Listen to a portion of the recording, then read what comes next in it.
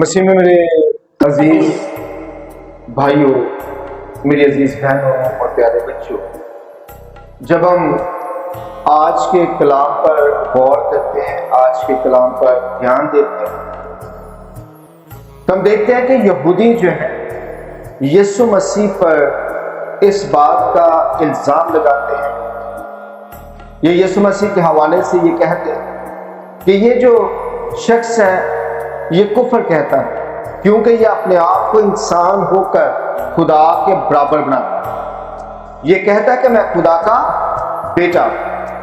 اور یہ جو سلسلہ ہے یہ نہ صرف تب تھا، آج بھی جاری ہے۔ آج بھی ہم دیکھتے ہیں کہ کچھ یسوع مسیح کو خدا کا بیٹا ماننے سے انکاری ہے، تو کچھ طرح طرح سے ان پر الزامات لگاتے ہیں۔ اس زمانے میں بھی لوگ یسوع مسیح پر الزامات لگاتے تھے۔ کچھ کا خیال تھا کہ یسوع مسیح قربان ہی نہیں، اور ایسا نہیں ہے کہ یہ غیر قوموں کی بات ہو رہی ہے، غیر قوموں کی بات نہیں بلکہ اپنوں کی بات، یعنی کہ وہ لوگ جنہوں نے مسیحیت کو قبول کیا، یسوع مسیح کو قبول کیا، جنہوں نے کہا کہ مسیحی ہیں، انہوں نے بہت بڑی بڑی کتابیں مسیح کی تعلیمات کے خلاف لکھی۔ بے شک انہوں نے یہ سوچا کہ ہم شاید خداوند کی حمد کر رہے ہیں، ہم شاید بھلا کر رہے ہیں، یا ہم بہت اچھا کام کر رہے ہیں۔ جیسے آج بھی بہت سے لوگ ہیں جو مسیحی تعلیمات کے خلاف کام کر رہے ہوتے ہیں، لیکن ان کا خیال یہ ہوتا ہے کہ وہ خداوند کی خدمت کر رہے ہیں۔ تب کے زمانے میں بھی جب یسوع مسیح زندہ ہو کر آسمان پر چلے گئے، تو اس کے بعد جو نئے مسیحی ہوئے ان میں بہت سے مفکر بھی تھے، بہت سے فلاسفر تھے، بہت سے اسکالرز تھے، اور ان لوگوں نے طرح طرح سے مسیح کے کلام کو لوگوں تک پہنچایا۔ کچھ نے بدعت کی صورت میں اور کچھ نے حقیقی معنوں میں، اور وہ تمام کتابیں دنیا میں موجود ہیں، لیکن ان میں سے وہی کتابیں جو حقیقی معنوں میں یسوع مسیح کے متعلق صحیح بات کرتی ہیں، وہی کتابیں ہم اپنے پاس رکھتے ہیں۔ ان میں سے ایسے لوگ بھی تھے جو یہ کہتے تھے، جیسے مثال کے طور پر یسوع مسیح کہتے ہیں کہ ایلی ایلی لما شبقتنی، تو وہ کہتے ہیں یہ جو یسوع مسیح نے کہا نا، اے خداوند تو نے مجھے کیوں چھوڑ دیا، تو وہ کہتے ہیں یہ جو بات ہے یہ اس بات کا ثبوت ہے کہ یسوع مسیح جو ہے وہ خداوند میں نہیں ہو سکتے، یا خداوند سے نکلے ہوئے نہیں ہو سکتے، یا خداوند خدا کے برابر نہیں ہو سکتے، کیونکہ اگر وہ خداوند ہے تو کیا انہیں خدا نے چھوڑ دیا؟ کیا خدا ان کے ساتھ نہیں رہا؟ کچھ کہتے ہیں کہ انہوں نے چونکہ گناہ اٹھا لیے اور وہ گناہ بن گئے، تو خدا چونکہ بدی کو دیکھ نہیں سکتا، تو اس وجہ سے چونکہ خدا بدی کو دیکھ نہیں سکتا، خدا نے یسوع مسیح کو نہیں دیکھا، یا یسوع مسیح سے نظر ہٹا لی، یسوع مسیح سے وہ الگ ہو گیا، تو یسوع مسیح کہتے ہیں کہ یہ کیا ہو گیا ہے کہ باپ نے مجھے چھوڑ دیا، اور یوں یسوع مسیح کہتے ہیں اے خداوند تو نے مجھے کیوں چھوڑ دیا۔ حالانکہ ان سارے معاملات میں یسوع مسیح یہ بات نہیں کرتا۔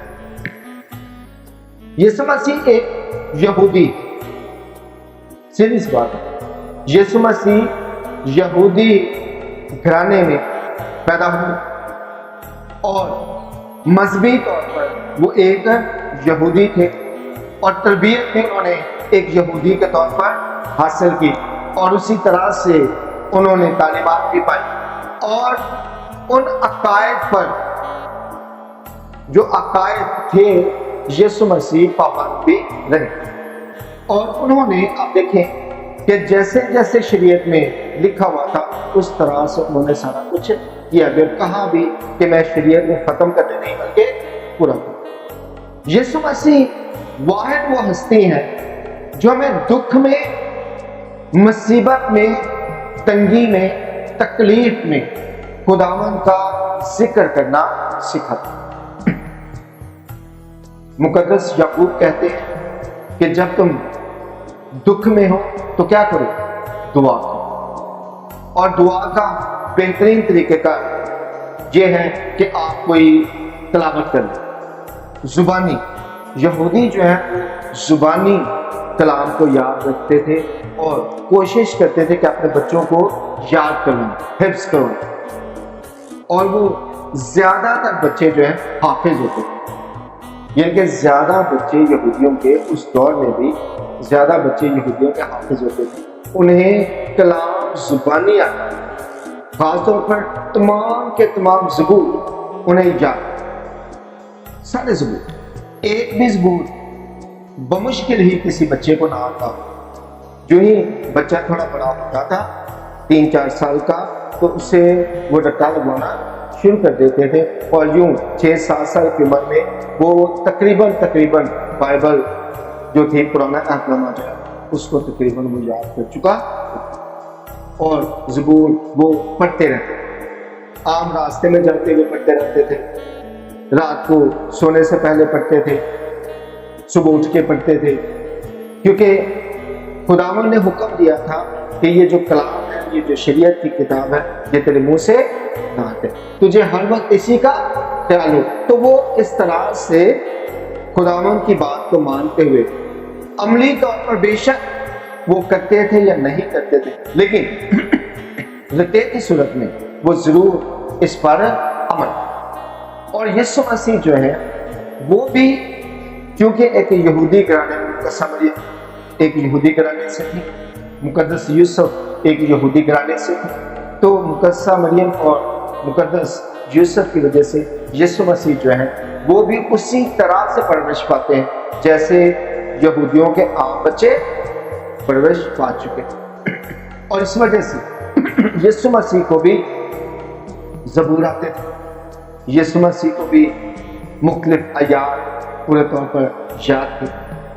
بے شک انہیں تو خداوند کی طرف سے ہی، یعنی کہ وہ تو خود وہ کلام تھے، انہیں یاد کرنے کی ضرورت بھی نہیں تھی، لیکن انہوں نے اپنی زندگی بالکل اسی طرح سے گزاری جس طرح سے ایک عام انسان گزارتا ہے، لیکن صرف فرق کیا تھا کہ گناہ نہیں، ورنہ وہ تمام کے تمام کام عام انسانوں کی طرح کرتے تھے، اٹھتے تھے، بیٹھتے تھے، سوتے تھے، کھاتے تھے، پیتے تھے۔ ایسا نہیں ہے کہ وہ فرشتوں کی طرح رہا کرتے تھے، بلکہ انسانوں کی طرح رہتے تھے، اور اسی وجہ سے انسانوں کی طرح ہی جو لوگ باقی تھے اسی طرح سے وہ ویسے ہی کرتے تھے جیسے والدین انہیں کہتے تھے کہ آپ نے یہ یاد کرنا ہے، یہ بھی مجھے آپ نے یاد کر کے سنانا ہے، اس طرح سے۔ تو یسوع مسیح یہ کرتے تھے اور لوگوں کو بتاتے بھی تھے کہ یہ جو آپ کلام پڑھنے والا سلسلہ کرتے ہیں یہ بالکل ٹھیک ہے۔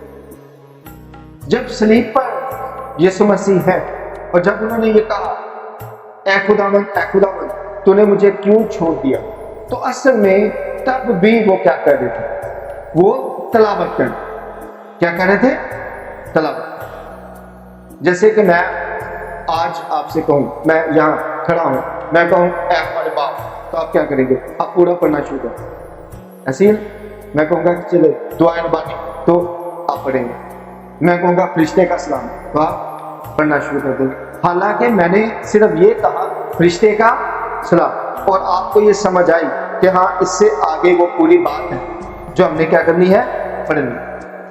اب یسوع مسیح جو ہے اسی طرح سے اگر ہم کلام کو دیکھیں، کلام پر دھیان دیں، زبور کی اگر ہم کتاب نکالتے ہیں، یہ بائبل مجھے دیجیے گا، اگر ہم زبور کی کتاب کو نکالیں، زبور 22 کھولیں، تو زبور 22 جو ہی ہم زبور 22 کو کھولتے ہیں تو ہمارے سامنے آ جاتا ہے کہ یسوع مسیح پڑھ کیا رہے، یسوع مسیح نے کہاں سے پڑھنا شروع کیا، اور جو ہی یسوع مسیح نے وہ پڑھنا شروع کیا تو اصل میں انہوں نے پہلی آیت بولی اور باقی جو آیات ہیں انہوں نے اندر ہی بولی، کیونکہ یسوع مسیح بہت زیادہ تکلیف میں تھے، بہت زیادہ درد میں تھے، اور جب کبھی کوئی آیت جس پر انہوں نے دھیان دلانا تھا اپنے لوگوں کا، تو وہ اس آیت کو ذرا بلند آواز میں پڑھتے تھے، اور ہم اس پڑھنے کو کہتے ہیں کہ یسوع مسیح کے صلیبی کلمہ۔ اب یسوع مسیح نے پڑھا کیا؟ زبور 22 پہلی آیت کیا ہے؟ لکھا ہوا ہے، اے میرے خدا، اے میرے خدا، تو نے مجھے کیوں چھوڑا؟ اب یہ پہلی آیت، زبور 22 کی پہلی آیت، اے میرے خداوند، اے میرے خدا، تو نے مجھے۔ اب یسوع مسیح یہ زبور پڑھ رہے ہیں، اور یہ زبور پڑھ کیوں رہے ہیں؟ ریزن بھی تو، صلیب پر ہے لیکن پڑھ کیا رہی ہیں؟ زبور پڑھ رہے ہیں۔ اور یہ زبور پڑھتے ہوئے جب یسوع مسیح اس کا پہلی جو آیت ہے، جب پہلی آیت پڑھتے ہیں تو یسوع مسیح اونچی آواز میں، بلند آواز میں کہتے ہیں، اے میرے خداوند، اے میرے خدا، تو نے مجھے کیوں چھوڑ دیا؟ ایلی ایلی لما شبقتنی۔ ایلی ایلی کا مطلب ہوتا ہے اے خداوند، اے خداوند۔ لما کا مطلب ہوتا ہے کیوں، وائی۔ شبقتنی کا مطلب ہوتا ہے تو نے مجھے چھوڑ دیا۔ تو اب کیا ہے کہ یسوع مسیح یہ والی آیت جب پڑھتے ہیں، یہ والا زبور جب پڑھتے ہیں، تو اس زبور کے پڑھنے کی ریزن ہے کیونکہ اس میں وہ تمام بات، وہ جو خاص بات ہے کہ یسوع مسیح کو بدکاروں کے درمیان رکھا گیا، وہ اس زبور میں موجود۔ پھر اس میں لکھا ہوا ہے کہ انہوں نے میرے کپڑے آپس میں کیا کیے؟ اب ذرا غور کریں، 22 زبور اور اس کی 18ویں آیت، وہ میرے کپڑے آپس میں بانٹتے ہیں اور میری پوشاک پر پورا ڈالتے ہیں۔ یسوع مسیح نے اصل میں اپنے متعلق جو پیشن گوئیاں وہ بھی ساتھ ساتھ وہ لوگوں پر کیا کر رہے ہیں؟ ظاہر کر رہے ہیں، ساتھ ساتھ زبور کی تلاوت کر رہے ہیں، اور ساتھ ساتھ یہ بتا رہے ہیں کہ یہ تمام چیزیں اب کیا ہو گئی ہیں؟ پوری ہو گئی ہیں۔ جو کلام میں لکھا تھا میں نے کیا کیا ہے؟ پورا۔ کلام میں جیسے جیسے لکھا تھا ویسے ویسے ہی میں نے کیا ہے۔ کچھ بھی ایسا نہیں ہے جو کلام میں لکھا ہو اور میں نے اسے نہ کیا۔ اور اب دیکھیں، ہمارے لیے ایک بڑی بات ہے اس کلام میں، کہ اس کلام میں یسوع مسیح ہمیں بتاتے ہیں کہ اب جو مرنے والے لوگ ہیں، جو اس دنیا سے چلے جاتے ہیں، وہ بھی میری اس موت کے وسیلہ سے اس قابل ہوں گے کہ وہ آسمان پر خداوند کی حمد و ستائش کریں، اس کی عبادت کریں۔ اس کی 28ویں آیت سے دیکھیں، کیونکہ سلطنت خداوند کی ہے، وہی قوموں پر حاکم ہے، دنیا کے سب آسودہ حال لوگ کھائیں گے اور سجدہ کریں۔ وہ سب جو خاک میں مل جاتے ہیں، وہ سب جو خاک میں مل جاتے ہیں اس کے حضور جھکیں، بلکہ وہ بھی جو اپنی جان کو جیتا نہیں رکھ سکتے، یعنی کہ وہ تمام کے تمام لوگ جو اب کے بعد، یعنی کہ یسوع کے اس قربان ہونے کے بعد جو یسوع مسیح پر ایمان لائیں گے، وہ مریں گے نہیں، بلکہ اس دنیا سے جانے کے بعد بھی وہ خداوند کی حمد و ستائش کرنے کے لائق ہیں، یعنی کہ زندہ رہیں۔ یسوع مسیح نے موت پر پورے طور پر فتح پائی، اور یہ زبور یسوع مسیح پڑھ رہے تھے، اور بہت سے لوگوں کا یہ خیال ہے کہ یسوع مسیح کو خدا نے چھوڑ دیا تھا، یسوع مسیح گناہ بن گئے تھے، اس وجہ سے خدا جو ہے گناہ کو دیکھ نہیں سکتا، تو اس طرح سے یہ سارا کچھ ہوا۔ حالانکہ ایسا کچھ بھی نہیں، سمپل سی بات ہے۔ جیسے میں نے کہا کہ میں دعائیں بانی کہوں گا، آپ پڑھنا شروع کر دیں، میں فرشتے کا سلام کہوں گا، آپ پڑھنا شروع کر دیں، میں کہوں گا جناب باپ بیٹے اور روح القدس کا، آپ کہیں گے جیسا کہ کلام میں ہے۔ اور یعنی کہ میں کچھ جیسے 14 مقامات ہم نے پڑھے، تو ہم کیا کرتے تھے؟ جب ہم اے ہمارے باپ پڑھتے تھے، آپ ساتھ تھے، اگلا حصہ پڑھتے تھے۔ جب سلام مریم کہا جاتا تھا تو آپ اگلا حصہ پڑھتے تھے. جب کہا اے مہربان یسوع تو آپ نے خود ہی آگے سٹارٹ کر دیا ہمارے گناہ میں. تو یہ سمجھیں کہ یسوع مسیح نے یہ زبور کا پہلا حصہ جب کہا تو اس کا مطلب یہ نہیں کہ پہلی آیت پڑھی اور اس کے بعد یسوع مسیح نے کچھ نہیں پڑھا، بلکہ کیا ہوا کہ پہلی آیت پڑھنے کے بعد یسوع مسیح پورا زبور پڑھتے رہے، لیکن جو پہلی آیت تھی اسے ذرا بلند آواز میں پڑھا، تو جس کی وجہ سے ہم کہتے ہیں کہ یہ کیا ہے، یہ صلیبی کلمہ، اور ہم اسے ایک کلمہ کنسیڈر کرتے ہیں، حالانکہ یہ پوری ایک بات، پورا ایک زبور.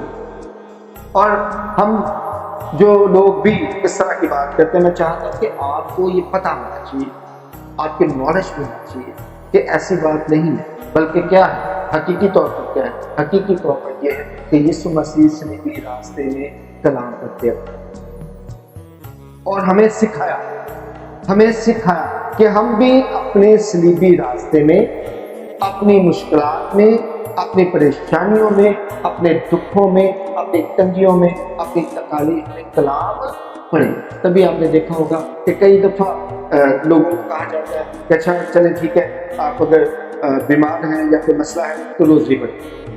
مطلب کیا ہے کہ آپ نے ہمارے باپ مسئلہ میں پڑھیں، یا آپ سے کہا جاتا ہے کہ زبور 23 پڑھیں، یا آپ سے کہا جاتا ہے زبور کاٹنے پر، یا کوئی آیت آپ کو کہہ دی جاتی ہے. تو وہ جو کہا جاتا ہے اس کا مطلب یہ ہے کہ جو ہی آپ اس کلام کو پڑھیں گے تو آپ کی مصیبتیں کم ہو جائیں.